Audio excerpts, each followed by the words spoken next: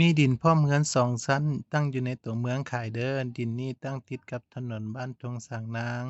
เหมาะสำหรับการตั้งเป็นห้านหรือเฮ็ดเป็นบริษัทหรือว่า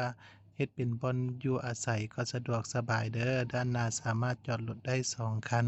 ส่วนด้านในหั้นก็จะมีห้องรับแขกที่กว้างขวางสวยงามไว้เป็นบ่อนนั่งลิ้น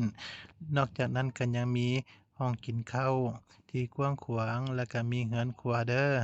ส่วนด้านหลังหั้นก็จะมีเดินที่กว้างขวาง ส่วนชั้น2หั้นก็มีห้องนอนนั้น3ห้อง ห้องน้ำ1ห้องไขประตูออกไปก็เจอวิวถนนทงสางนางที่สวยงาม โดยรวมแล้วก็ถือว่าเป็นดินที่มีที่ตั้งที่สะดวกสบายหลายเด้อดินมีเอกสารครอบท้องคักแน่มี2ใบเด้อเพราะว่าเป็นดิน2ตอนเอาเข้ามาเป็นตอนเดียว สำหรับท่านใดสนใจอยากซื้อหรือสอบถามข้อมูลก็สามารถติดต่อนำข้าพเจ้าตามช่องทางการติดต่อเหล่านี้เด้อเจ้า